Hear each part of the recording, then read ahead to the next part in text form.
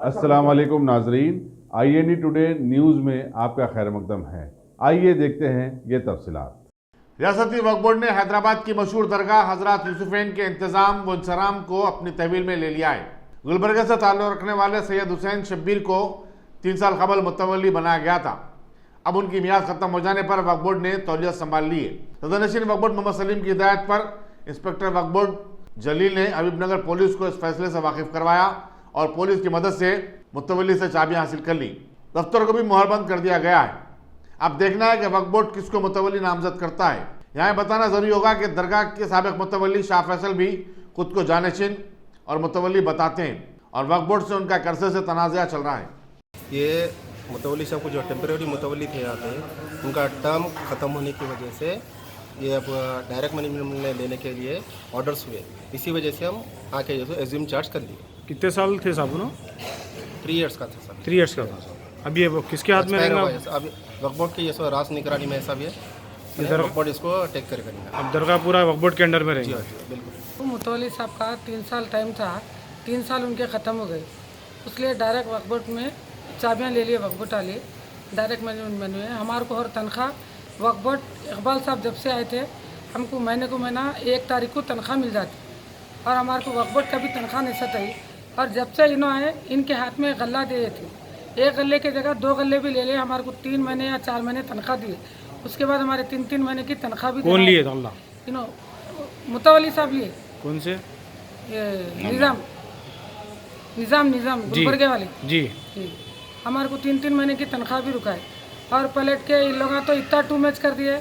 आखिरी में खादिमों से भी इन्होंने लेके खाए। हाँ, पासान दिए वो भी लेके खाए, हर चीज़ खाए। और इतना तक मैं आपको प्रूफ भी बोल तो बता सकती हूँ।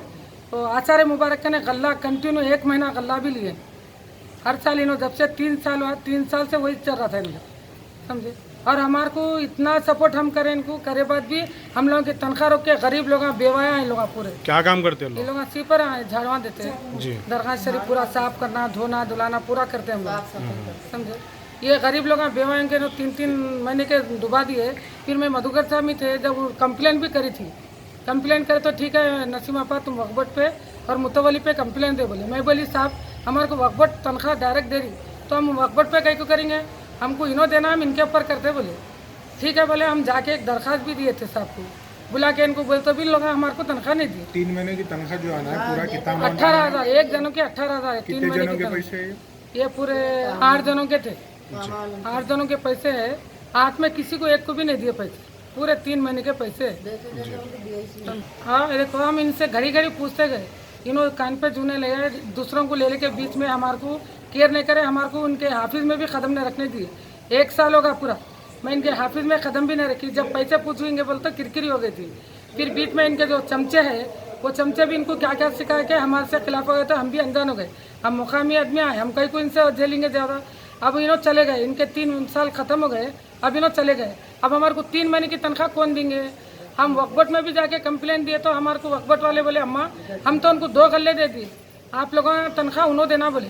हम जाके तनख्वाह के बारे में भी इश्यू करे बहुत बड़ा वक्फ बोर्ड में, मगर वक्फ बोर्ड वाले बोले हम तो इनको 2 गल्ले दे दिए, आपकी तनख्वाह इन्हें देना, मगर इन्होंने तनख्वाह देने को तैयार नहीं। अब इन्होंने चले गए, इनके 3 साल ख़त्म हो गए। हमारे को तनख्वाह कौन देना? हम तो केस उनके ऊपर कंप्लेंट देंगे, मुतवल्ली के ऊपर।